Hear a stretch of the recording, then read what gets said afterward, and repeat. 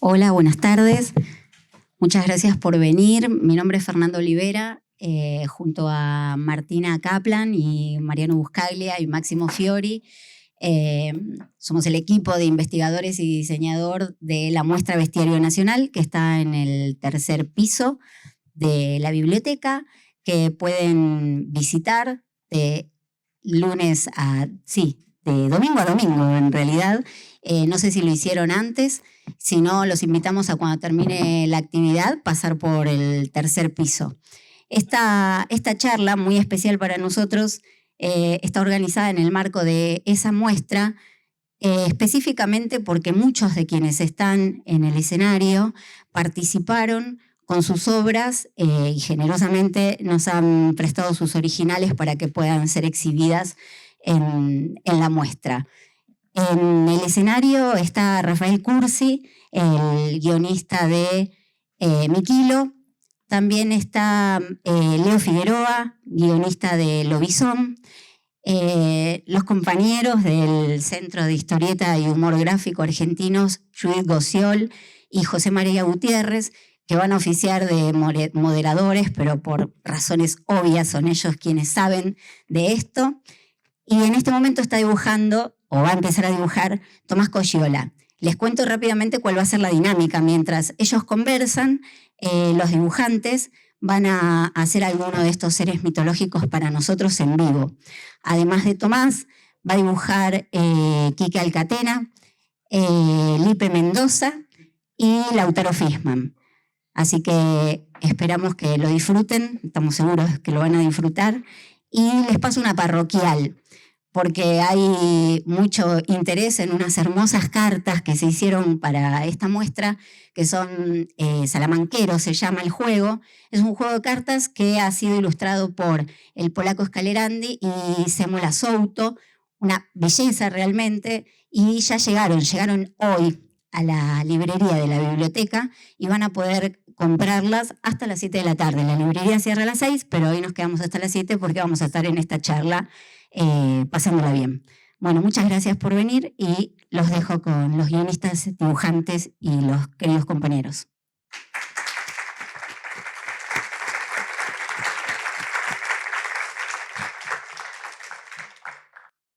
Hola. Bueno, para empezar quería leer dos brevísimos textos que me parece que son una buena introducción para la charla que vamos a tener. El primero es de un precursor de la historieta nuestra, que es Raúl Pux, que además de dibujante e historietista, fue un importante historiador de la corriente revisionista histórica. Dijo lo siguiente, Rux, hace 70 años. Es verdaderamente lamentable que el cine, la radio y la historieta, los tres medios de difusión más populares en estos tiempos, busquen sus temas en los ya estragados y manoseados temas foráneos, o realicen imitaciones, cuando los nuestros permanecen en la virginidad más pura, esperando que el buen gusto o el patriotismo hagan que nos acordemos de ellos.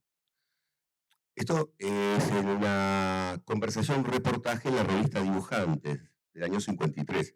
Pasó muchísima agua bajo el puente y bajo el puente de la historieta pasó muchísima agua también. Esto es previo, por ejemplo, al Sargento Kirk, Cabo Sabino y, bueno, y un montón de camino que vino después. Pero justamente 70 años después de estos dichos de Rux, están los de Fernando Olivera, que es co-curadora de esta exposición de Bestiario Nacional, que escribe en un texto breve y hermoso, termina diciendo: el último capítulo de El País de la Selva, de Ricardo Rojas, se titula Éxodo. En él, el poeta mantiene un diálogo con el Supay, que ha perdido el aspecto temible de otras épocas porque el progreso está destruyendo su escenario natural. ¿Notaste ayer a la sazón del alba invasores armados de acero pululando en la selva? Pues son los hijos de ella y vienen a destrozar a su madre. Dice el mandinga, conmovido porque le desmontan la selva. El espacio desconocido ha sido simbólicamente conquistado. El progreso del hombre destruye salamancas y con el desmonte ahuyenta a duendes y cacubíes. El país de la selva se extingue y con él el escenario de lo sobrenatural.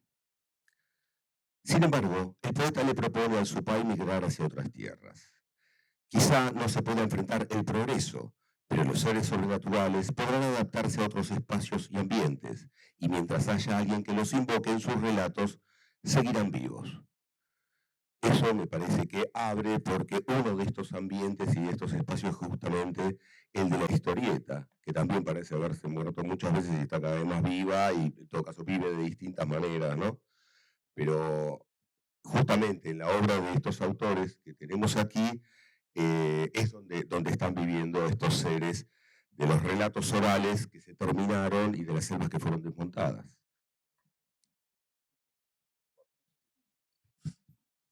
Bueno, hola a todos.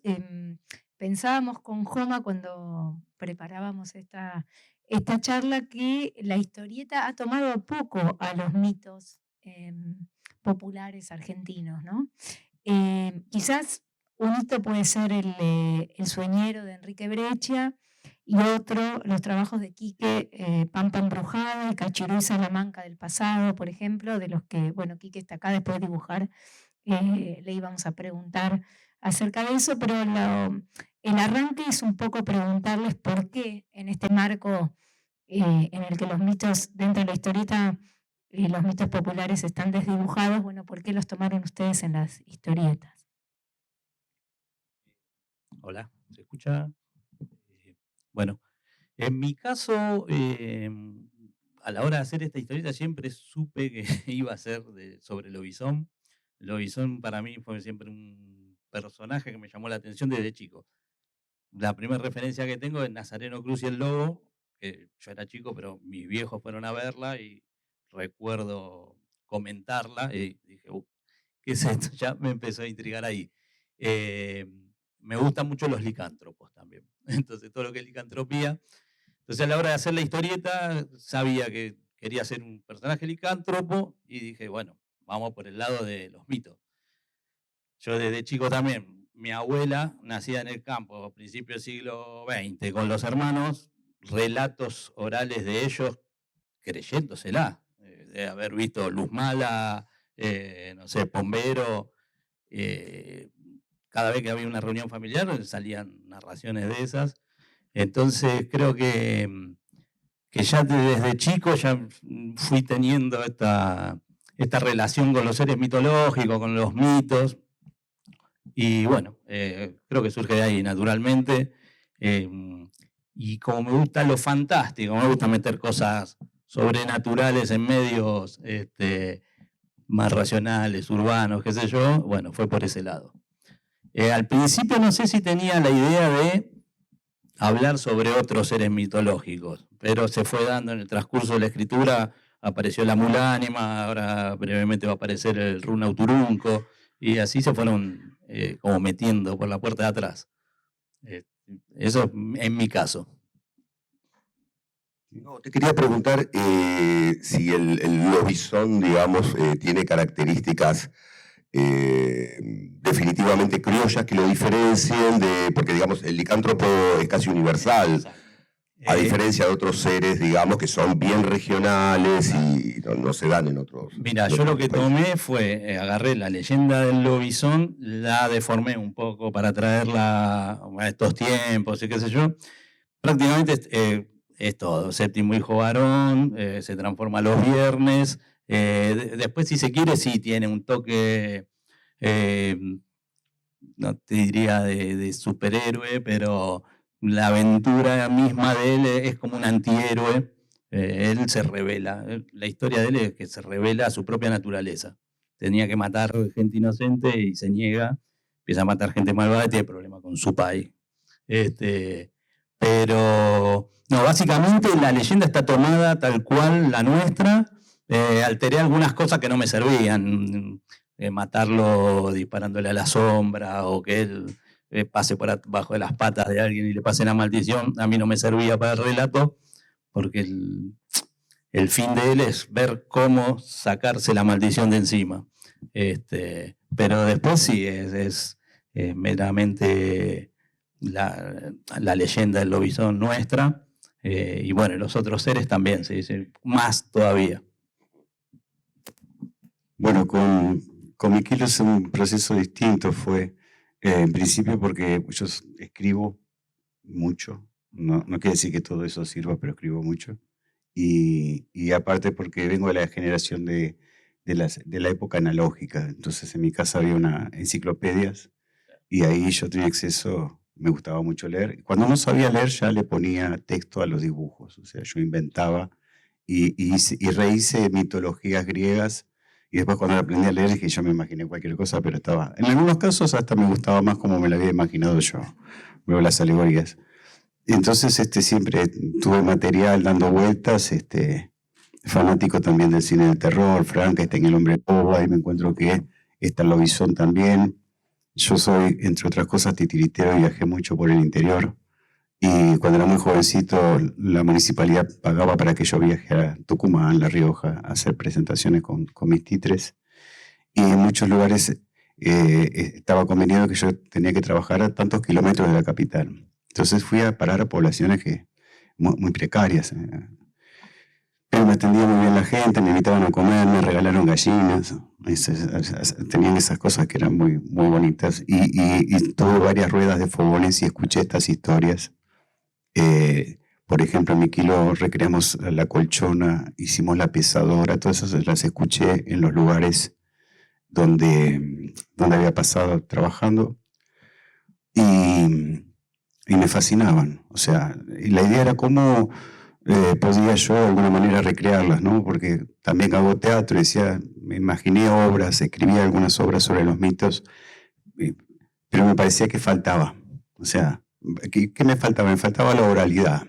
Esa forma de contar alrededor de una mateada, esos tiempos, esos silencios que tiene la gente del interior para ponerte los pelos de punta, ¿no? Yo me acuerdo que estaba parando en un parador de la ESO, de YPF, y había una rueda de camioneros, y me invitaron a tomar mate y empezaron a hablar del degollado, la viuda, y yo empecé, con el mate me hacía así.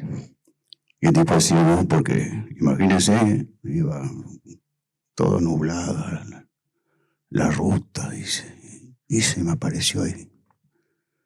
Y yo le pegué una frenada.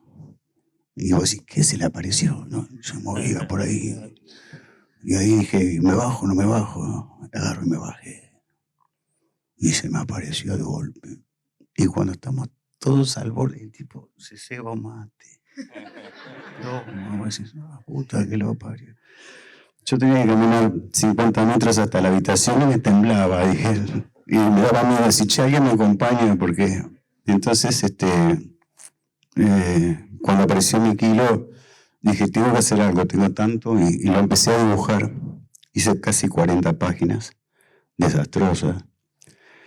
Tuve la suerte de toparme en el camino con ese señor que está ahí, que se llama Tomás Coyola, y con otro que está por allá, que se llama Marcelo Basile, y les muestro mis dibujos, y con mucha sinceridad me dijo, mira, Tomás, el guión es bueno. O sea que, sí, y tenía razón. Dice, no, se lo presenta a Basile y vamos a ver si lo dibujamos, y ahí apareció el primer tomo. Yo cometí el atrevimiento de hacer 3 historietas mías, de las cuales me arrepiento que están publicadas también. Y después empezamos a darle forma. En una época donde se cayó todo, previo al 2001, el 99 salió Miquilo. Tuvimos una muy buena recepción de artistas amigos, colegas que yo admiraba. Tenemos un maestro acá, Kike Alcatena, que facilitó muchas páginas, dibujó mis guiones, o sea, todo el honor de que el señor Alcatena, Solano López, Rubén Merille, Sergio Ibáñez, todos se acoplaron a la idea de Miquilo y nos dieron una cierta continuidad. Entonces yo digo que Miquilo es el fruto del trabajo de una serie de dibujantes que de alguna manera abrazaron el proyecto y lo llevaron adelante. Siempre fue autoeditado, lo hicimos por cuenta y porque sí, porque nos gustaba. Entonces, ahora volvimos, estamos haciendo otros proyectos para continuarlo y me parece que nos colocó en un lindo espacio. A través de Miquilo yo conocí a Adolfo Colombres, que es un material bibliográfico que yo usé hasta de canto, porque era uno de los pocos materiales que había de recopilación sobre mitos y leyendas, actualizado, ¿no? También lo de material de Bertini, de Félix Coluccio, de una biblioteca completa de eso, pero siempre tratando de no perder eso que yo había escuchado, registrado y que sigo registrando. Me parece que eso que lo mantiene vivo, ¿no? O sea, el misterio, más allá de las tecnologías y ahora de la inteligencia artificial que amenaza con el trabajo nuestro, de los escritores, de los artistas, de los dibujantes, y yo creo que es una lucha, es un combate ahora. O sea, es como mantener el fuego del fogón, ¿no? Yo creo que cuando Miki lo volvimos a encender un fogoncito y se nos empezó a juntar gente alrededor y la idea es que se siga manteniendo ese fuego, ¿no? Yo creo que es una narrativa nacional. Yo no hago cómics, yo hago historieta. Y hay una diferencia muy grande entre una y otra, porque yo cuando dicen cómics, yo me imagino el Hombre Araña, el Hombre de Hierro, Hulk, que los leí también. Pero mi formación como lector se la debo a un maestro que hubo acá. De chico yo esperaba los jueves, vivía en Montevideo, que mi tío me regale la Villiquen. Mis primos no leían, entonces yo iba a buscar Villiquen. Y había una historieta de Margot Luna, se llamaba. Oesterheld y Solano López. Y yo me enloquecía. Y después de Oesterheld leí una adaptación que hizo el Sabueso de los Baskerville con dibujo de trigo, y después de Regalado, con dibujo de Regalado, 20.000 leguas de Jesús Marino. O sea, a mí Oesterheld me llevó a la ficción y me dijo: pueden aparecer extraterrestres, mitos y bichos a la vuelta a tu casa. Entonces yo aprendí esa forma de poder ficcionar con la posibilidad, con la eventualidad que algo pueda acontecer a la vuelta de la esquina.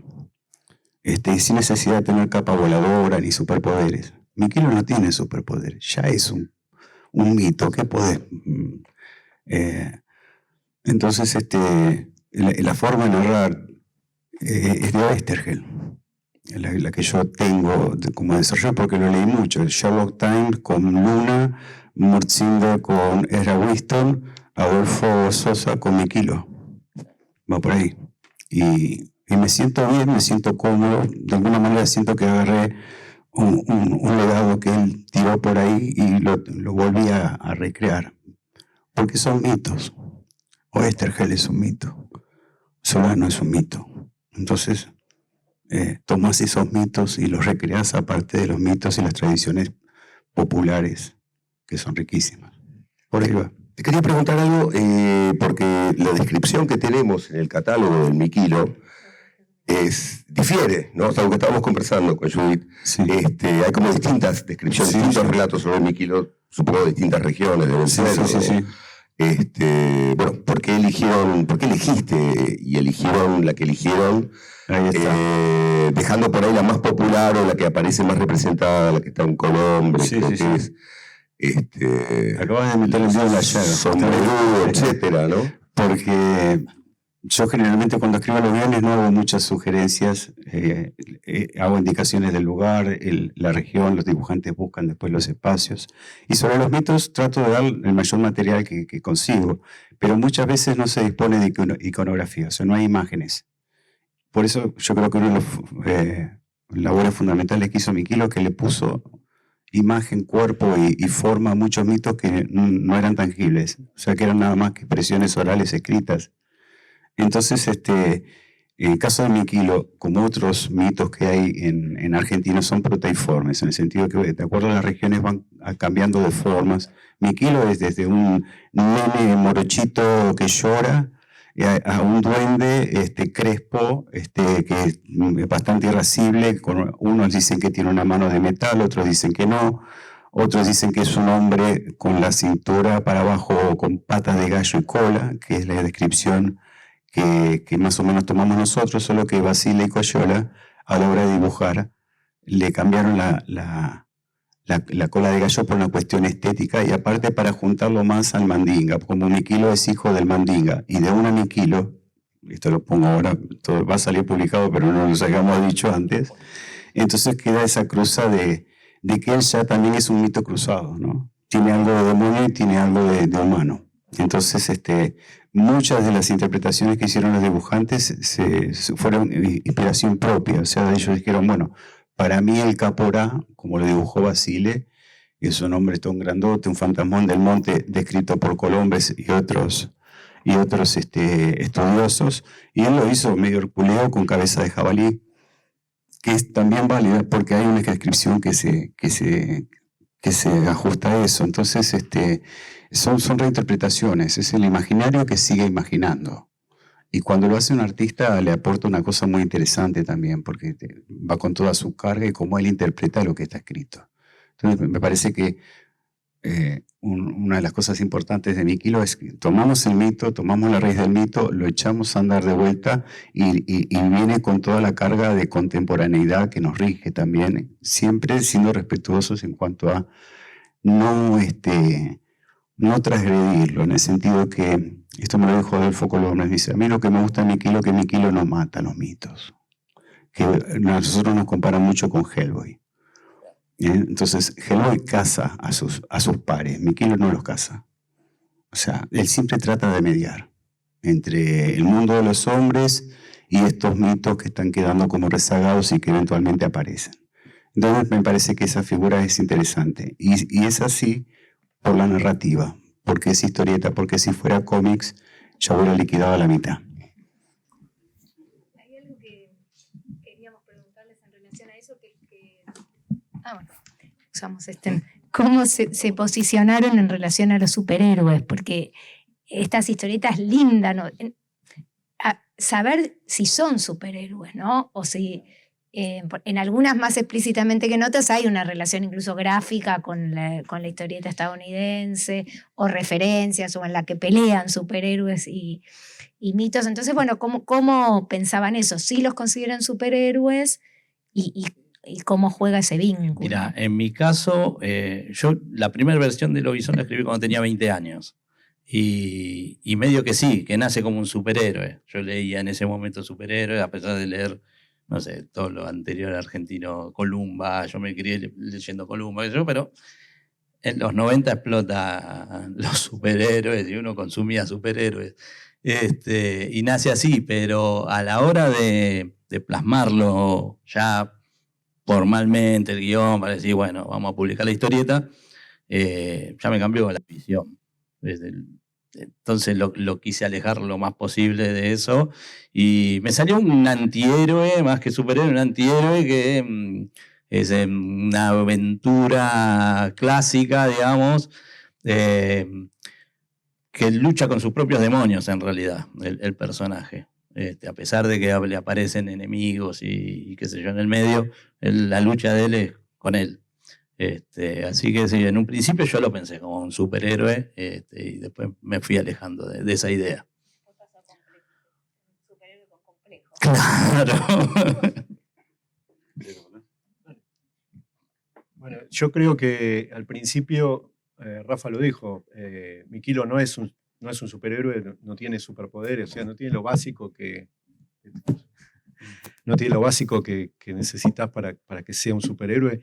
Incluso el entorno y todo, no funciona, pero sí, lo que sí pasó es que, bueno, como dijo Leo, en los 90 acá explotaron los superhéroes y estaban todos haciendo superhéroes, estábamos todos como con la idea, más que el superhéroe, el tipo de formato que se publicaba, en el que publicaban los superhéroes, que era el formato comic book.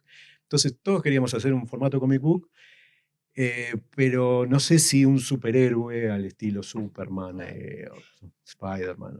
De hecho, bueno, Miquilo no tenía esas características, porque incluso el referente que siempre hacen con Hellboy, Hellboy también tiene el formato superheroico, digamos, si bien también las aventuras van más allá de eso.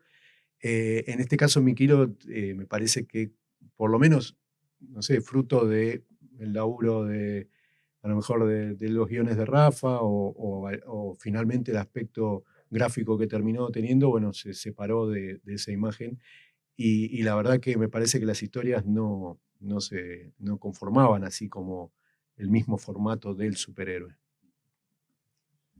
Sí, por otro lado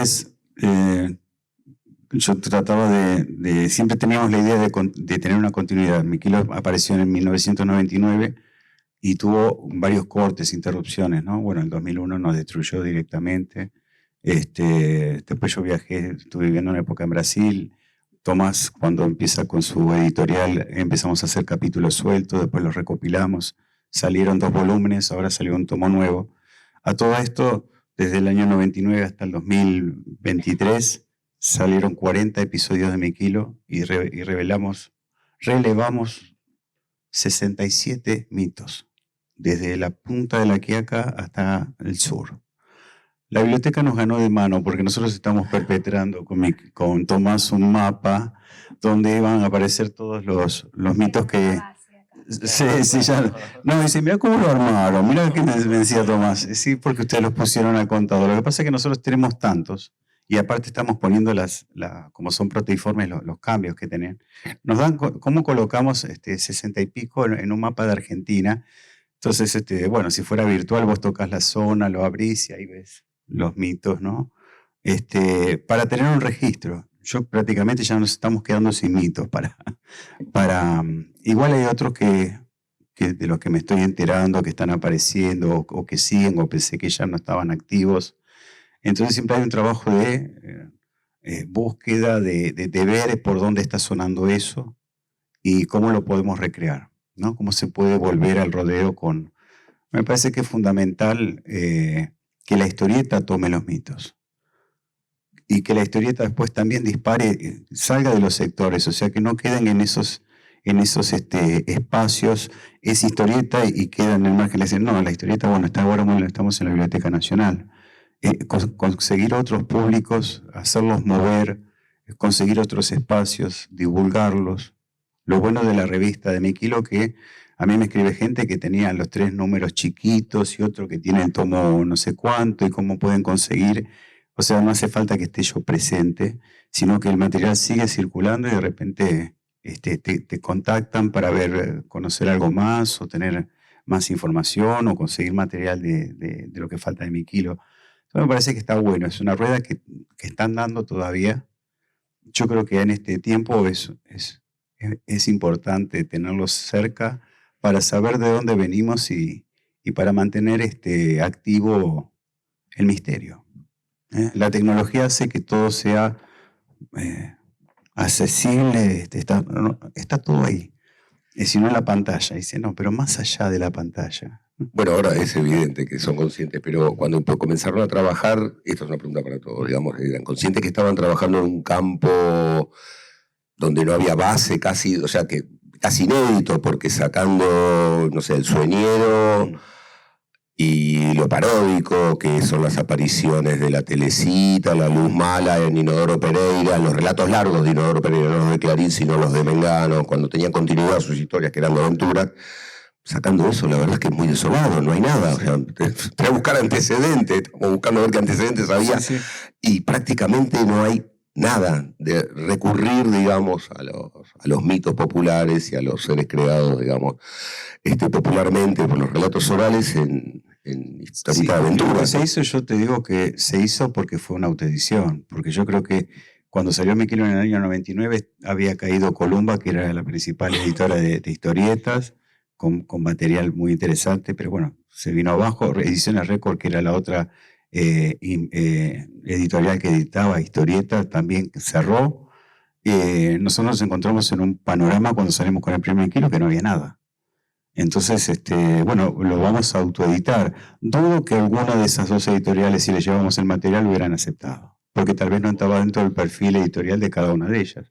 Entonces, tal vez Miquilo no hubiera existido si no me juntaba con Tomás y Marcelo. Decía, bueno, vamos, yo voy a conseguir un dinero por ahí de unas presentaciones que había hecho, y bueno, metí en la imprenta, sacó el primer tomo, lo distribuimos nosotros en las comiquerías, todo trabajo a pulmón, y después para el tomo 2 hicimos lo mismo, todo fue pensando de que esto iba a poder cumplir una función, una necesidad básicamente la nuestra por tratar de comunicar esto. Y creo que la única forma de rescate era porque salió de nosotros y no fue a pedido el trabajo, fue porque lo querés hacer, porque sí. De la misma forma que después otros artistas se plegaron a la idea de Miquilo. ¿Por qué? Porque sí, mira, ya no cobro la página, no tengo editorial, no me pagan, pero yo lo quiero hacer. Y ahí está, eso. Sí, en mi caso yo no sé si estaba muy consciente de... Yo tenía en claro que quería hacer Lobizón, quería contar la historia esta, y no me puse a pensar si había antecedentes o si alguien había tratado el tema anteriormente. Después buscando, sé que creo que hay son un par de páginas de Trillo y Oswald sobre Lobizón. Lobizón aparece, creo que Robin Hood, Mi novia y yo, toca un capitulito, mucho más no hay tampoco. Pero no lo hice así, con la conciencia de que vamos a incursionar en este género, en este tema. Después sí, obviamente, a medida que uno lo va escribiendo, lo va publicando, ya bueno, lo va encauzando más hacia ese lugar que uno quería. Pero no fue consciente de decir, bueno, nos metemos con los mitos argentinos. Otra cosa que aparece, vos un poco lo mencionabas con los antecedentes de Oesterheld, es el escenario nacional. No solo el personaje del mito popular, ¿no? Sino también la ambientación. Sí, sí. Sí, eso tal cual, porque, bueno, en nuestro caso, que son mitos argentinos, sería muy ridículo ubicarlos en otro espacio, ¿no? Pero justamente gracias a esas historietas, uno se puede animar a jugar con esto, con que lo fantástico pase en Buenos Aires, en Formosa, en el Chaco, que no estamos acostumbrados a que pase. Parece que todo pasa en Nueva York o en alguna otra ciudad. Incluso en lo urbano para personajes en lo urbano urbanos, también. ¿no? Digo, dentro, claro, justamente eso te iba a decir, que me parece que lo importante es, incluso siendo, como vos decís, que bueno, era lógico que sucediera acá en Argentina, los escenarios que se utilizan, digamos, no es exclusivamente una ciudad o sino, bueno, el escenario de cada provincia donde cada mito, digamos, tenía, o digamos, buscar el lugar donde la historia llevara al mito, digamos, y no llevara el mito hacia un escenario donde, bueno, que justamente es a lo mejor lo que hubiera pasado en el caso de si fuera un superhéroe, ¿no? Claro. Terminarían peleando en una ciudad donde, ¿no? Todo terminaría, ¿no? En donde se pueden romper edificios y... Bueno, igual yo tengo que aclarar que Lobizón transcurre bastante en un medio urbano, porque es en Buenos Aires, sí. Que yo lo que quise dar es sacarlo de Misiones, él es natal de Misiones, y que en la ciudad él se pudiera rebelar contra ese instinto que tenía. Así que mis historias pasan bastante más allá de que tiene viajes a Formosa, algunos pueblitos, suceden bastante acá en Buenos Aires. Bueno, nosotros incluso, yo sé que le doy mucho trabajo a los dibujantes porque Miquilo salta de La Rioja, aparece en Ushuaia, en el Estrecho, qué sé yo, y Basile me ha dicho ya, ¿dónde está esto? Entonces mandamos fotos, ahora es con toda la internet a disposición, es un poco más fácil. Pero esto que me parece interesante es cómo los dibujantes recrean esos mitos cuando no hay una iconografía disponible o más allá que una descripción de alguien que supuestamente lo vio. En el último Miquilo llegamos al extremo de ser tan nacionalistas y argentinos que la historia se llama El último malón y habla de... aparecen dinosaurios. Claro, pero no son dinosaurios, no es el tiranosaurio Rex, son esos dinosaurios autóctonos de Argentina que transitaron por el Valle de la Luna hace millones de años. Entonces la dibujó Basile y dije, ojo, no vamos a usar los dinosaurios de Hollywood, los dinosaurios del hemisferio norte, sino que vamos a usar los dinosaurios autóctonos de Argentina, que a través de dos mitos, que uno es el Coquena y con una flauta mágica, abre una brecha temporal y va con otros mitos, con el lobizón, con la mulánima, a capitanear a los dinosaurios, traerlos al presente y arrasar con todas las ciudades. Esa es la idea descabellada. Entonces, con dinosaurios autóctonos, o sea que el Coquena dice, yo tengo el derecho porque vamos a hacerlo papillas con la gente, con los bichos de acá. Y una cosa preciosa, sabiendo que la dibujaba Basile, dije, bueno, está la Pachamama. Y de repente Basile manda unas páginas y aparece la Pachamama, que es Mercedes Sosa.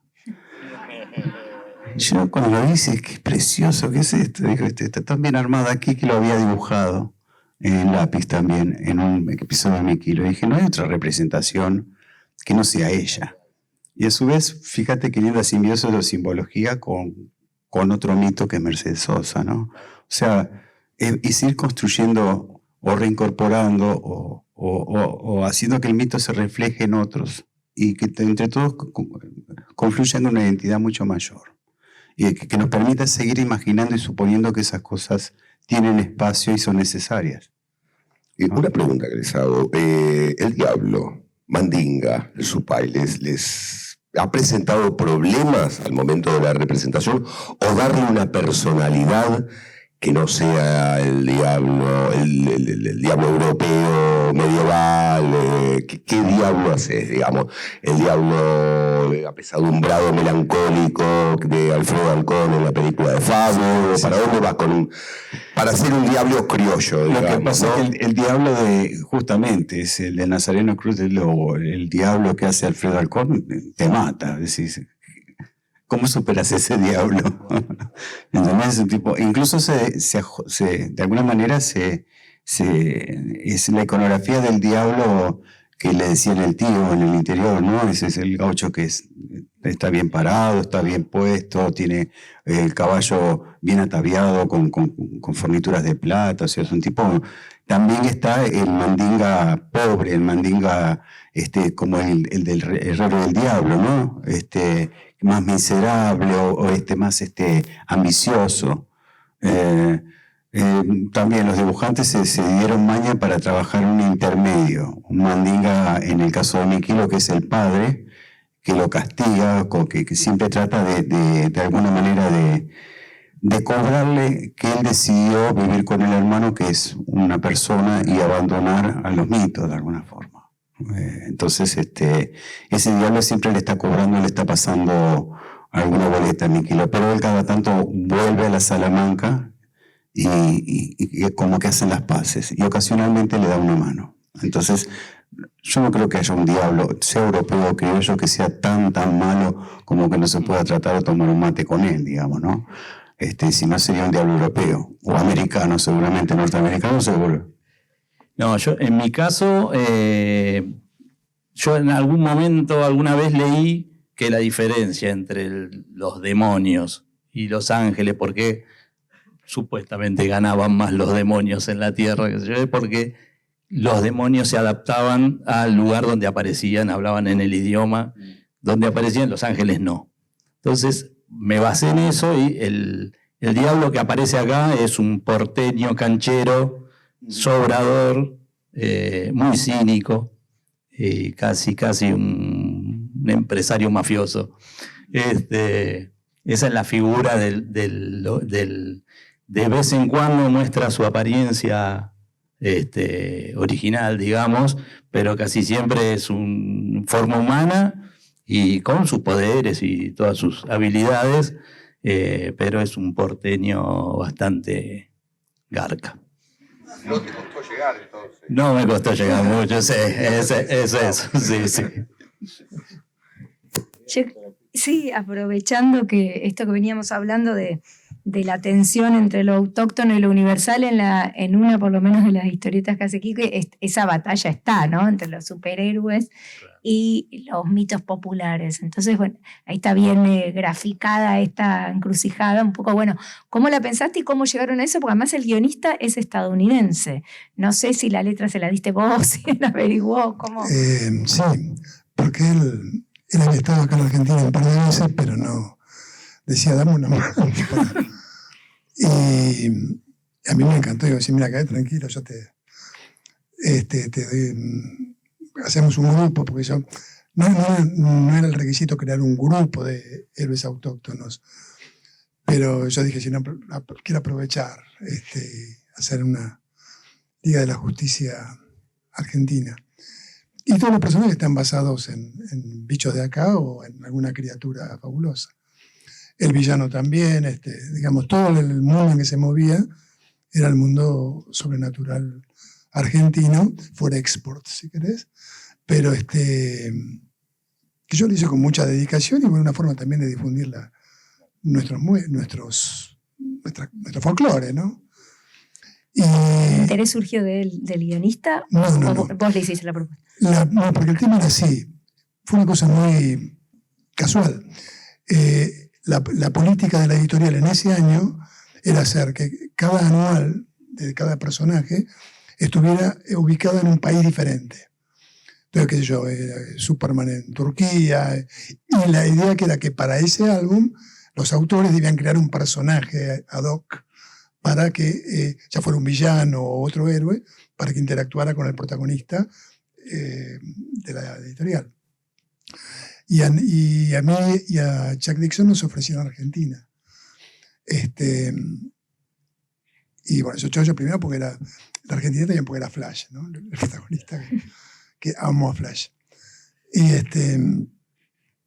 bueno, así surgió la historia. Y lo interesante que también era que la segunda historia de cada anual tenía que ver, era una aventura en solo de los personajes creados para la oportunidad. Y ahí sí que dice, esta es la mía. Esta es la mía. Digo, si no aprovecho para meter un mazorquero en sí, Fantasma en DC, no lo voy a hacer nunca más.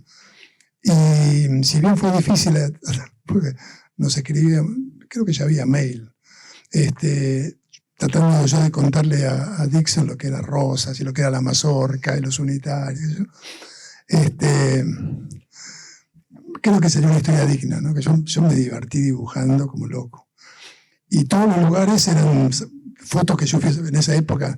No sé si estaba ya el Google, pero si estaba yo no lo conocía. Y la Torre de los Ingleses y el Tortón, y eso fui a sacar fotos especialmente. Florida, calle Florida, para la historieta. Y bueno, esa es la historia. Es una revancha también porque ganan los héroes, gana una parte de los héroes autóctonos. Exacto, digamos, y el mazorquero no es un villano. No.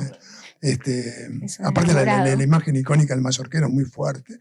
Digo, tengo que usarlo esto, tengo que usarlo. La figura de la Salamanca, de esta heroína que aparece, tomaste una imagen medio azteca o por ahí, ¿no? Por otro lado, ahí no fue. No, es pseudo. ¿Te lo pidió el guionista o fue no, tampoco invención que tuya? podés, tampoco podés, qué sé yo, no darle al lector lo que espera ver un poco. Entonces era, no diría azteca, es pseudo incaica en algunos. Sí, totalmente. Y era una especie de Wonder Woman, o sea, es agarrar el arquetipo y adaptarlo más o menos a lo que se espera de una superheroína con poderes mágicos, ¿no? O sea, jugando con los tópicos del género, hacer algo lo más auténtico y lo más original y novedoso posible. ¿Y qué recepción tuvo? Pues sin pena ni gloria. Acá hizo más roncha que allá, calculo. Aunque después algunos personajes aparecieron en otras historias, como invitados o de fondo. Pero bueno. Hay algo también que tiene la historieta que les quería preguntar también a ustedes, que es que hay también una lucha interna entre los seres de la mitología popular argentina, porque también algunos de estos seres no son seres buenos, ¿no? Entonces yo también pensaba, ponerle con el lobizón que estaba tratando de luchar contra sí mismo, es que tienen que ser un poco buenos por una cuestión de empatía de los lectores, o sea, ¿hay algo que aún a los mitos hay que agregarles? No necesariamente. A ver, yo lo que quería contar de Lobizón es eso, que el tipo quiere cambiar su destino, un destino que parece inamovible, fijado ya a fuego, el tipo lo quiere cambiar a toda costa, está buscando cómo. No sé si es bueno o malo el tipo es un torturado por su condición y el tipo asesina, como Lobizón, consciente y todo, porque tiene conciencia, asesina malos, pero asesina. No sé si, creo que la empatía acá con el lector pasa más por lo que sufre él, como esa condena que tiene, que más que sea bueno. Claro, también es qué es bueno y qué es malo, o quién es bueno y qué es malo de acuerdo a las circunstancias, porque siempre estamos hablando de seres sobrenaturales que están ahí y generalmente todos cumplen una función. No es nada más que asustar a los chicos, ¿no? Hay muchos, ellos le dicen númenes tutelares, son las criaturas que de alguna manera protegen la floresta. Si vos matás más animales, por ejemplo en Santiago del Estero, si cazás más jabalí o qué sé yo, sin necesidad aparecen estos seres y te la cobran. tal es el caso del caporá. Hay muchos seres que están como protectores, no solo de la fauna, de la gente misma, ¿no? Y obviamente que reaccionan cuando la gente se sobrepasa. Entonces, pues son más bien como si fueran como jueces de alguna manera, y una entidad que de alguna manera los rige para poder controlar que no haya desbando. Nosotros como cultura más colonizada, con pensamiento colonialista, es la que colocamos esa franja. No, esto es superstición, no tiene valor. Por eso también responde la pregunta que hicieron antes, porque los mitos no están tan en boga, o no se divulgó, no se hicieron historietas antes, porque son considerados por la sociedad, por el sistema, como temas menores. Entonces, ¿quién se va a ocupar de hablar de eso? Igual, ojo que uno parece que no, pero los mitos están bastante presentes, sí. en la mayoría de las personas. Hoy en día, que uno se puede pensar una sociedad muy racional, tecnológica, sí. Hay mucha gente, a mí me pasó que se acercó gente a ver qué era esta historieta del lobizón, porque la cuñada había visto un lobizón y estaban convencidos y se sacaron fotos conmigo con el libro. Claro. Y así muchas personas. Yo tenía, no sé, vecinos de acá, del barrio, que tipo te decían la boca y un lobizón. Está invisibilizado tal vez. O sea, yo estoy viviendo en La Ferrer, hace un año me mudé a La Ferrer, y vos caminas 2 cuadras para cualquier lado y hay un altar. Bueno, los ves las devociones populares acá en el pasillo delante, y los ves ahí. Claro, sí. Entonces está el Gauchito Gil, está la Virgen, hay uno escondido que es el de San La Muerte, claro. Que también está a 6 cuadras de casa. O sea, eso está vigente. Hace poco apareció en Instagram un pastor evangélico que estaba quemando un altar del Gauchito Gil, y con una actitud obviamente deleznable y muy soberbio, y le rompió el altar. Bueno, mentira, hace 2 días que le quemaron la iglesia y le pusieron una cosa de Gauchito Gil. Entonces la gente no solo cree, sino que los defiende.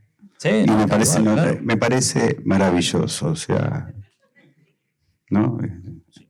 ¿Les parece? Habilitamos el micrófono, porque si alguien quiere hacer alguna pregunta, cualquiera de los autores presentes, le pasamos el micrófono. Así que levantan la mano y tiramos, lo tiene que atajar. Ahí va.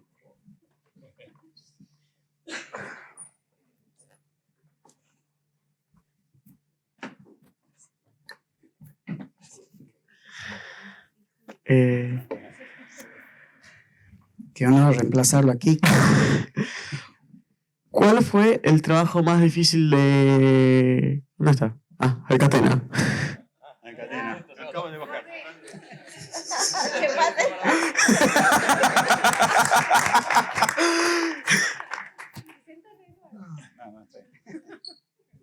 La pregunta, ¿cuál fue el trabajo más difícil que te parece? Que te encargaron? ¿Esa es la pregunta? Sí. ¿Cuál fue el trabajo más difícil?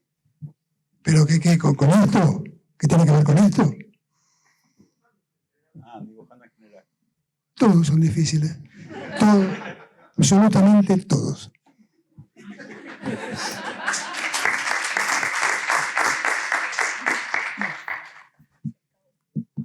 Hola. Sí. Bueno, me gustó mucho la charla. Me parece, como inmigrante, es como ver un documental un poco. Y nada, pasa también que donde vengo lo urbano también incluye la naturaleza, y una naturaleza que no es reconocida, que son los cerros orientales andinos en Bogotá.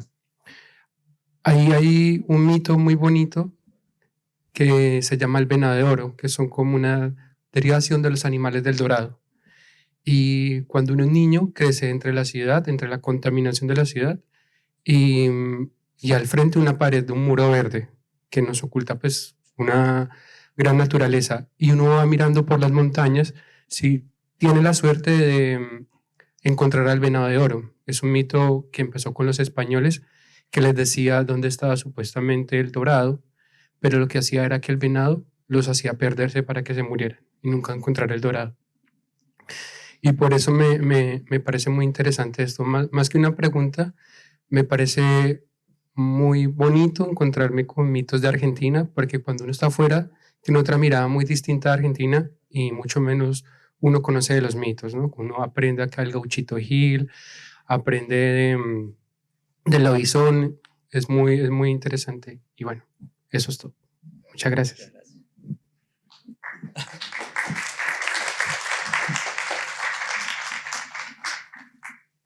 ¿Todo ha sido respondido? Una persona. Muy interesante la historia de... Sí, eso. Es verdad. Acá... Hola. Yo les quería preguntar como guionistas cuando abarcan estos personajes que digamos que como que no tienen un final. ¿Ustedes cómo lo piensan para darle un cierre a las historias? Porque en el formato, digamos que tienen que apuntar a un final. ¿Cómo reimaginan esos mitos como para darle un cierre a sus historias? ¿O lo piensan como para dejarlo en el imaginario popular que no tienen un final? Como los mitos siguen, continúan, no tienen una finalización las historias de estos personajes. Ustedes como guionistas cuando lo tienen que trasladar a la historieta, ¿cómo se imaginan eso? No, en mi caso hay un final. Vas a tener que comprar el último libro para enterarte. Sí, porque en realidad no es la finalización del mito, sino del personaje en sí, digamos, el desenlace del personaje. Pero en cuanto a mito sí es difícil, o sea, pensarlo. El final es para este lobizón en particular. Habrá otros por ahí que seguirán el mito. Bueno, en el caso de Miquilo es un poquito más complejo porque me acuerdo que una charla con Colombres me dijo, los mitos no mueren, o sea, no se te ocurra matar a ninguno porque encima lo que mata al mito es el olvido. Entonces, siempre traté de que cuando Miquilo se cruza con un mito, lo intenso es ese cruce, las características de ese cruce, el vínculo que se establece, si es que se llega a establecer, el entorno que genera ese choque, por qué ellos están ahí, cómo actúa, hasta dónde va y hasta dónde deja de hacer las cosas y cómo después él continúa, sigue haciendo sus cosas y el mito permanece. Entonces tengo como esos tópicos en Miquilo, respetando de que esto se tiene que mover pero no se tiene que liquidar. Si no voy en contra de esto que de alguna manera uno trata de que empiece a circular nuevamente o tenga más difusión o más alcance. Entonces sí, estoy condicionado a esa especie de esquema, pero lo interesante es repensar o hacer una historia donde tenga todas las características de una narrativa, que haya choque, que haya vínculo, que esté el mate presente, las medialunas, que esté el entorno y que la gente la pueda relacionar con algo que tiene que ver con lo nuestro, con nuestra forma de hablar, de pensar y de suponer esos seres, ¿no? Acá en mi caso, bueno, yo trabajé con un mito y a la vez con varios, que es la leyenda de Lucumar, este personaje que es una mitad oso, mitad hombre, que vive en la zona, digamos, del Chaco salteño, que tiene como impronta que rapta mujeres para tratar de procrear o de perpetuar su especie. Sí, cerré la historia en la novela gráfica del personaje, pues tenía que tener un final. Muy difícilmente iba a poder continuar, porque fue una autoedición con apoyo del Fondo Editorial en la provincia de Salta. Así que tenía que buscarle un final. Y traté de buscarle un final así hollywoodesco, ¿no? Con explosiones de fondo, con un volcán que estalla y el tipo que se redime de toda la maldad que había hecho en su existencia, pero dejando la puertita abierta para que alguien piense, che, pero ¿realmente murió? No murió. O sea, ahí quedó como que el final de la historia, pero abierta a una posible continuidad, porque como lo mencionaron acá, claro, los mitos no mueren, ¿no? Lo que muere en todo caso es cuando uno deja de hablar de ellos, cuando inclusive hoy acá entre nosotros, entre las personas que están, yo me imagino que debe haber algún duende, algún lobizón, algún ente escondido entre el público, escuchando atentamente todo lo que decimos, ¿no? A favor de ellos, por supuesto. Sí, lo otro interesante que tiene esto, yo a través de los mitos y las leyendas de acá de Argentina, y conociendo otras, porque también tuve que escribir sobre mitología celta en un momento, sobre mitología nórdica, te lleva a los arquetipos, ¿no? Los arquetipos son los modelos originales de los que se desprenden padre, madre, sabio, se desprenden otros prototipos o modelos muy importantes y que nos rigen. El mito es una especie de arquetipo y que se repite mundialmente en todas partes del mundo. El Ukumar, que como mencionaba el compañero, es el prototipo del hombre, el prototipo o el arquetipo del hombre salvaje que lo ves en todas las culturas del mundo. El Yeti, el Sasquatch, bueno, el Ukumar está acá, y lo encontrás en Bolivia, y lo encontrás en Perú, y lo encontrás en Colombia, y lo encontrás en distintas partes del mundo. O sea, o todos imaginamos, o tenemos la posibilidad de generar esos seres imaginarios que ya no son nada más que nuestra cabeza, porque parece que tienen una presencia física o existen. Lo interesante es eso, estimular la posibilidad y en las personas de que eso está con nosotros, de alguna manera. Es parte de nuestra identidad también. El hecho de poder percibirlos o de tenerles un poquito de miedo a caminar 50 metros de repente para atravesar un monte, eso es muy interesante. Te coloca los pies en la tierra. ¿Y el final hollywoodense? ¿Por qué? Un poco que veníamos hablando. Porque lo quiere vender. Porque lo quiero. No, bueno, porque en la historia yo le doy una impronta de que fue de alguna manera creado por el diablo, él y algunos otros seres, en su intento fallido de crear un hombre que lo adorase, porque el diablo estaba como que celoso de Dios, digamos. Entonces quería tener un ser humano, en realidad, y le salen estas bestias, y bueno, como mal creador los arroja al monte a sembrar terror y maldad contra las personas, ¿no? Y el Ukumar, de alguna manera, fue una herramienta también en la historia que yo cuento, porque el diablo, él, por no haber podido, digamos, crear un ser humano, pero sí pudo crear un ser con corazón, sin quererlo tal vez, el Ukumar, que entonces en su mandato él logra tener un hijo con una mujer y ese hijo hereda su fuerza, pero eso, a su vez es un ser humano que lleva la sangre del diablo. Entonces el propósito de esa existencia del Ukumar se había cumplido y había que destruirlo. Y ahí tiene una serie de batallas con otros seres, y finalmente él, digamos, cambia su postura, digamos, su postura de ser malicioso, y termina haciendo algo bueno, que ahí en un texto aparece diciendo hacer un bien para lavar mucho mal. Entonces él decide hacer un último acto bueno y salvando así la vida de su hijo y la de su mujer, ¿no? Entonces eso me pareció que estaba bueno y lo hicimos, bueno, ya que lo íbamos a hacer que pereciera a lo grande. Entonces con todo un volcán atrás, una laguna de fuego, y lo hicimos así. Bueno, tienen que ver el libro, lo van a ver. Bien, ¿alguna pregunta?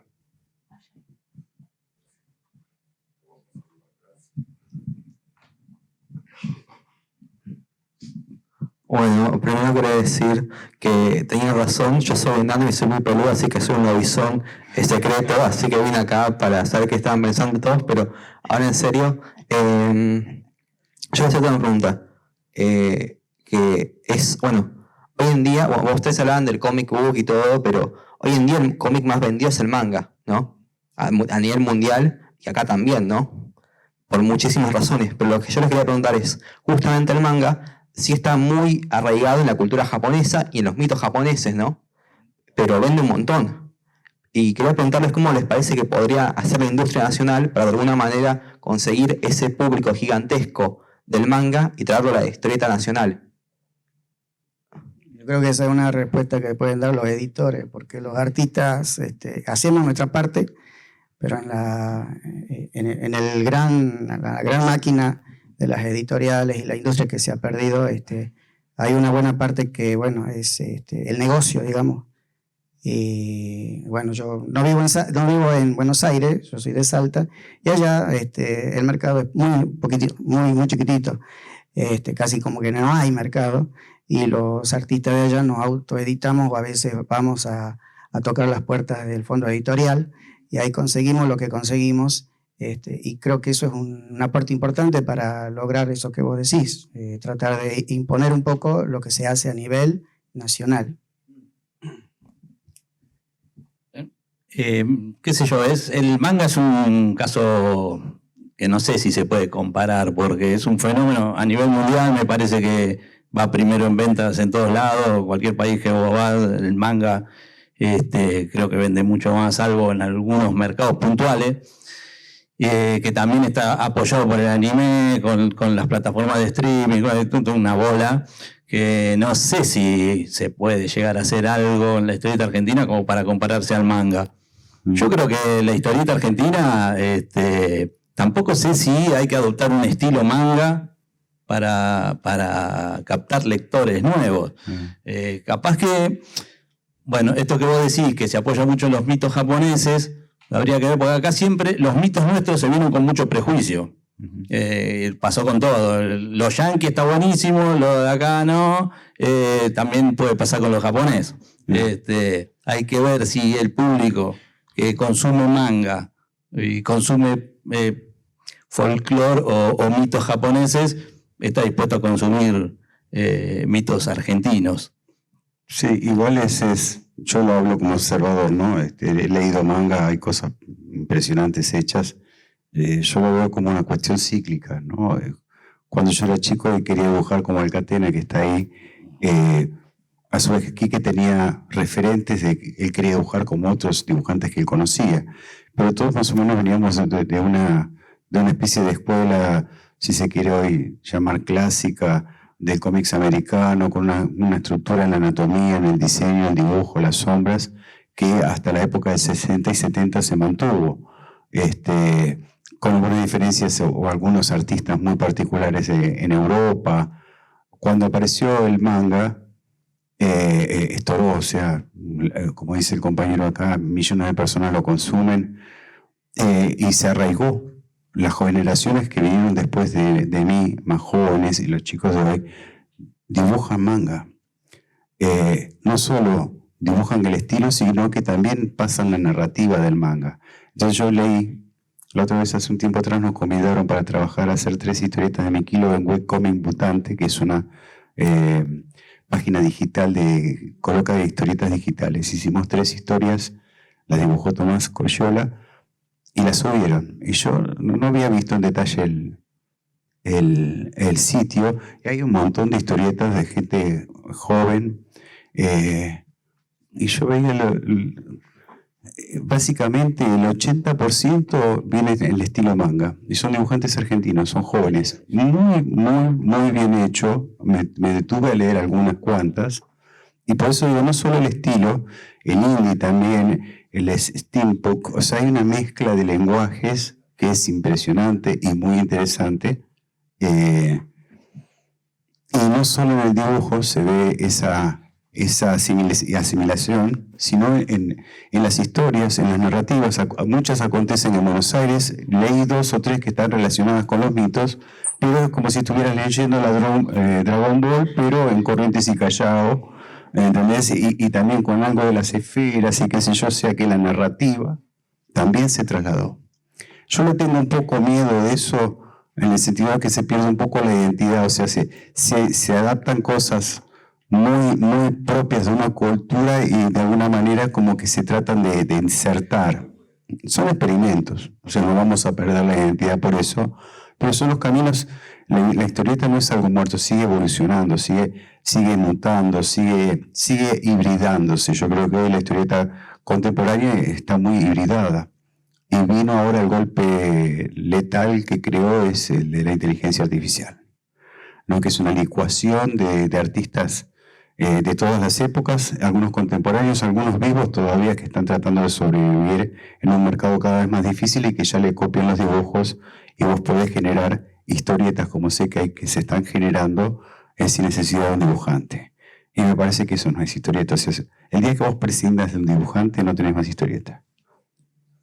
O sea, no hay más. O sea, si el día que Alcatena, que Basile, que Coyola, que los compañeros de acá no puedan imaginar ese ser o ese superhéroe o ese espacio y colocarlo en un ambiente de ellos con el pulso de una persona viva, yo creo que se acabó todo. Entonces, por eso, el fueguito hay que mantenerlo. O sea, hay que seguir encendiendo. Bueno, está acá Lautaro Fisman, se ha sumado al fogón. Bienvenido. Hola, buenas tardes. Otro que viene con los bisones, me parece, ¿no? Bueno, yo el libro, yo por lo general no me dedico más a la parte de terror o de mitología de terror. Lo que hicimos un libro con Pablo Franco que se llama 7 historias verdaderas sobre el lobizón.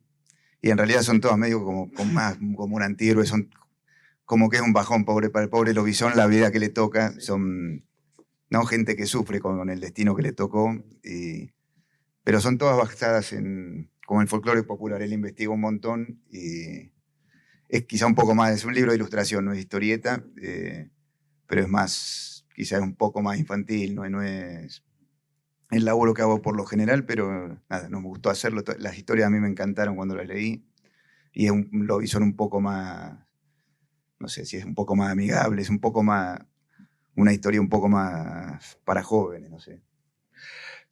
Disculpe mi ignorancia, como decía el dueño de este auditorio, pero me parece, a ver si es así, el lobizón es un ser sobrenatural jodido. En todas las historias está jodido, digo, no jodido con los demás, digo, con él mismo.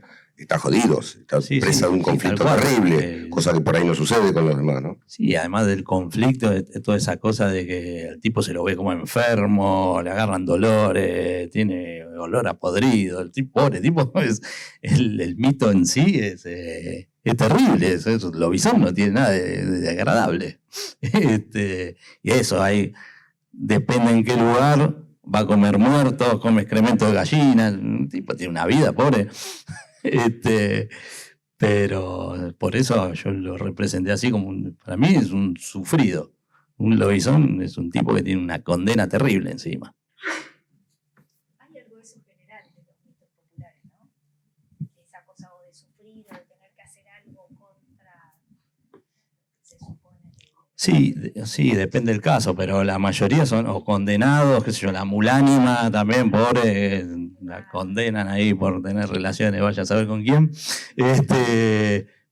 Pero sí, también hay cosas de venganza, ¿no? Sí, hay mucha... sí, lo que pasa es que hay cuando empezás a elaborar mucho y ves la iconografía de ellos, vos podés percibir cuál es un mito autóctono original que no está contaminado. Contaminado quiere decir que cuando no se cruza la religión cristiana. Exacto, claro. Porque muchos de estos mitos que eran originales después quedaron contaminados porque la mulánima, que era un mito tradicional, o sea, era la mujer que en realidad comía carne cuando estaba indispuesta. En el Chaco es una obresa que se llama Oguen, que le tenían prohibido a las mujeres comer cuando estaban con indisposición, a riesgo de que se convertían en obresas. Las que hacían se convertían en obresas y después atacaban a la tribu. El mito de la mulánima viene de esa zona y es la mujer que durante el periodo que tiene menstruación tiene relaciones sexuales, se convierte en mulánima. Sí, depende. Y después, contaminado por la religión, es que tiene relaciones con un cura. Con un cura, con el hermano. Entonces, en algunos mitos vos percibís, cuando seguís la cronología, dónde está la contaminación o lo que ellos le dicen el fenómeno de sincretismo, ¿no? Cuando se choca dos creencias totalmente opuestas y da lugar a una tercera instancia. Entonces a mí los que son puros me parecen más interesantes, porque le quitan el tema de la maldad. No, están ahí porque cumplan una función y por eso una necesidad. No necesariamente porque son buenos o malos. Cuando son buenos o malos es porque están contaminados por una visión religiosa. ¿Es malo por qué? Porque es hereje y no está permitido. Por eso son malos. Por eso se los excluye, ¿no? O sea, me parece, digo. Son todas hipótesis. No, pero también ahí se entiende por qué se sigue a alguien que supuestamente es malo, porque no era esa su función inicial, es una desvirtud. Porque yo me preguntaba mucho eso viendo las historietas y viendo los mitos acá en el catálogo, y bueno, ¿por qué se toma como una presencia importante a alguien que está causando el mal? Exacto. O el castigo cristiano también en los mitos. Hay uno que yo escuché en San Luis, en el interior, que había escuchado 2 veces. El condenado. El condenado es un tipo que cometió un crimen o un pecado, se fue hizo algo terrible y está condenado como un alma en pena. Entonces vos estás en algún lado y se te puede cruzar, te puede salir al camino, te puede pedir cigarros, fuego, se sienta al lado tuyo. Hay un caso, el que yo escuché era que estaban tomando mate unos arrieros y se le acerca al tipo, pide permiso, si se puede sentar y le convidan galletas, de esas galletas que usan. Y dicen que el tipo comía y se caía para abajo la comida. Entonces uno de los arrieros, esto me contó, dice, en un momento dudaba de ofrecer porque veía que se le caía la comida. Entonces le tocaba al otro. Cuando él iba a dar el mate, el mismo condenado le dijo, dudo que usted quiera convidarme al mate a mí y que yo chupe su gomilla, le dijo. Y el tipo volvió con el mate para atrás, se quedó un ratito, hizo buenas y se fue. No dejó pisadas, porque después estuvieron buscando, el tipo no pisaba, toda la tierra estaba todo lleno había llovido y el tipo no marcó la tierra. Esto te lo contaban posta, y es un condenado por la religión, no por el pueblo, no por la etnia, no por la gente del lugar, ¿no? Hizo algo malo, tiene que pagarlo. No sé si hay alguna pregunta más. Allá, ¿no?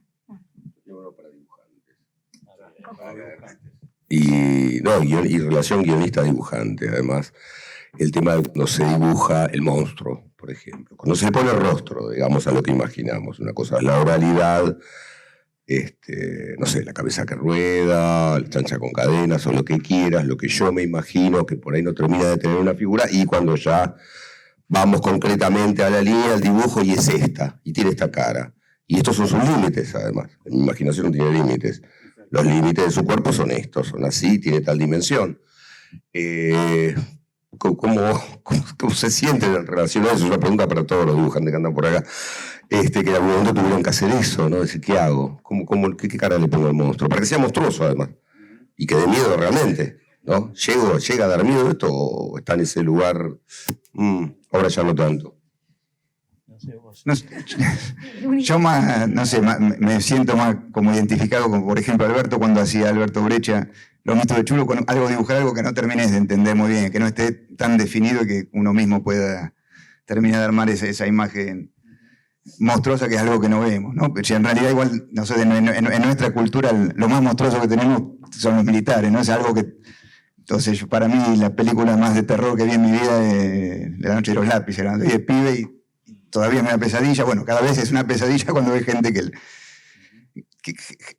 que sigue como añorando esa cosa terrible. Bueno, y me acuerdo el de Alberto que hizo en Drácula. Hay uno de los episodios de Drácula, que Drácula llega a Argentina justo en la época de la dictadura, bueno, y ve a los milicos y a los grupos de tarea torturando, y se asusta el mismo Drácula y termina en una iglesia como tomando la comunión.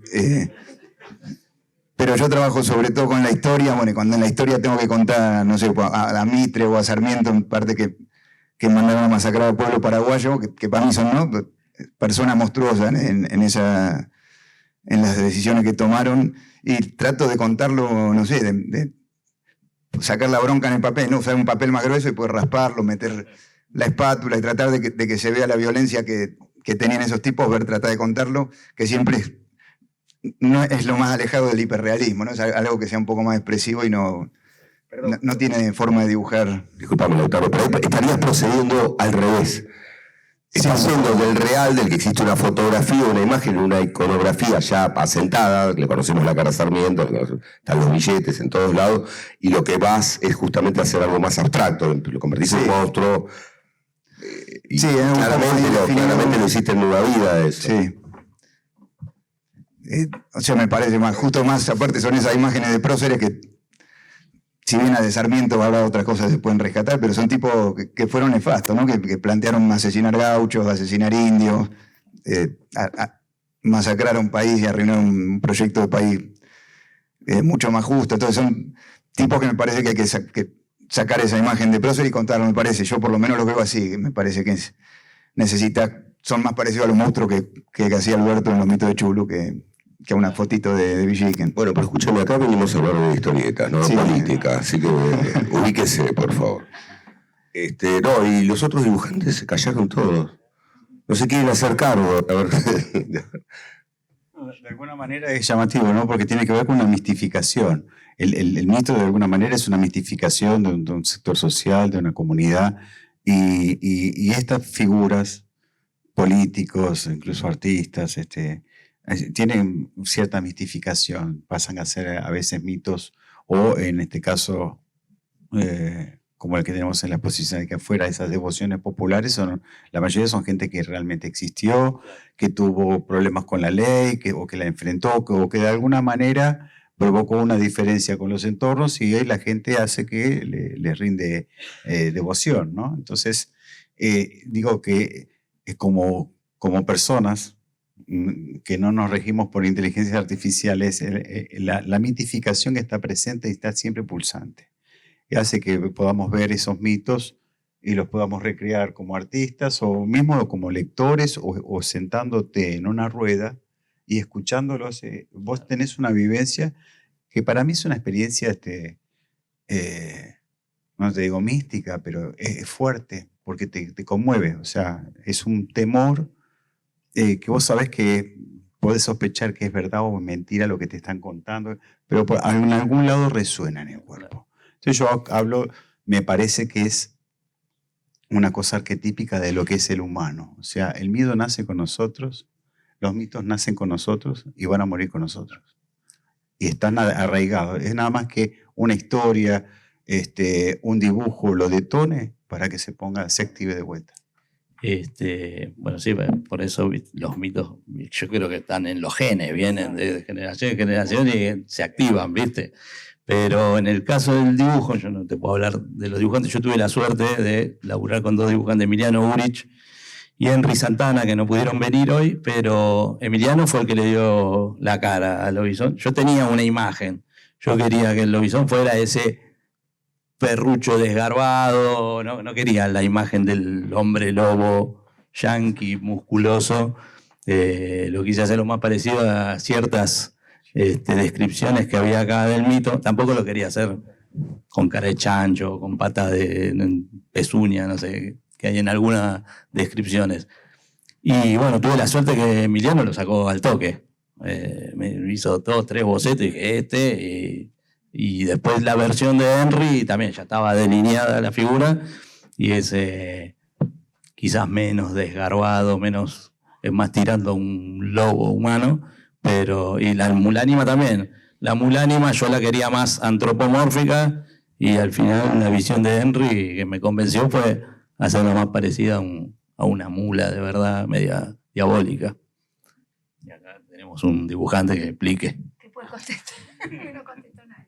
El tema de la morfología estaban hablando. Bueno, como dijo... Definir el monstruo, o sea, ponerle rostro a aquello que está en la imaginación y que es muy rico cuando funciona la imaginación a partir de la palabra, algo que no tiene no tiene iconografía. Como dijo Rafa, tenemos la ventaja que no hay una iconografía concreta ni aceptada, como digamos que los pueblos originarios de estas pampas no tenían cultura iconográfica, entonces no hay algo definido concreto. Entonces eso es una ventaja, es una desventaja y una ventaja al mismo tiempo. Para el dibujante que tiene que hacer algo nuevo es una gran ventaja. En el caso nuestro de Miquilo, como eran tantas las descripciones, no había ninguna. Entonces hicimos lo que más nos convenía gráficamente. Lo que más, entre Tomás y yo, creo que definimos en su momento el personaje, y bueno, ese fue el que quedó. Se acerca a la realidad, a lo que cuentan, y no tanto. Es una mezcla, como ya te digo, que nos convenía gráficamente. Sí, igual está el detalle también, porque cuando escribimos, yo había escrito La Patagonia, son tres episodios. En un momento, Miki y Adolfo, en una comunidad mapuche, se enfrentan con unos seres mitológicos que le dicen los chonchones, que están descritos como cabezas con orejas enormes que vuelan. Entonces, ¿dónde están las patas? O sea, una vez que vuela se apoya, se cae de costado? Porque ¿cómo se agarra? Y la humita también. Con las orejas. La humita es una cabeza que tampoco tiene base, no tiene cuello, y está volando, pero en algún momento se posa. Entonces dije, bueno, a ver cómo lo resuelve Basile. Y Basile le hizo unas patitas chiquititas, así una colita de tipo carrito de ratón. Y quedó bárbara. Otro, el trauco. El trauco es un gigante de la cultura araucana que cruzó para acá. También lo tomaron los tehuelches. Un gigante que también cuida las montañas, es mediador. Y Basile lo dibujó como un tipo enorme, tiene barba grande y tiene unos dibujos como unas pinturas ceremoniales negras. Quedó precioso. Yo no me había imaginado. No le dije que tenían pinturas. Esto está inspirado rituales. en los zonas. En los zonas. Claro, viste que se pintaban ritualmente. Entonces tomé, como era en la Patagonia. Exacto. Tomé esa. Ahí mezcló. Ahí ya hizo el secretismo. Pero quedó bárbaro la resolución gráfica que le encontró. Estoy buscando, digamos, lo que gráficamente te va a servir.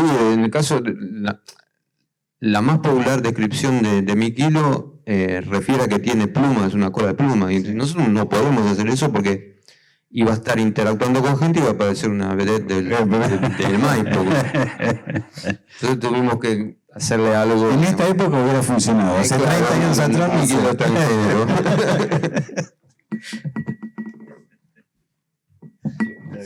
¿Hay alguna pregunta que quiera hacer alguien? Gracias para siempre, porque estamos por terminar. ¿No? Han quedado todos satisfechos. Se empacharon de mitos, no quieren escuchar hablar más de... Bueno. Por ahí lo que podríamos agregar las van a ver en la muestra y también en las cajitas, las cartas, porque mucho de lo que estuvimos hablando me parece que se refleja en las cartas. Lo que los dibujantes hicieron fue ir intercambiando con Fernández, con Mariano, las características de esos mitos, ver qué podían tomar, y entonces lo dibujaban, lo mandaban, veían si se asemejaba o no al mito original, y la verdad que lo que salió es como un tratamiento absolutamente diferente de los mitos. Me parece que valió la pena el ida y vuelta. Bueno, muchas gracias por haber venido.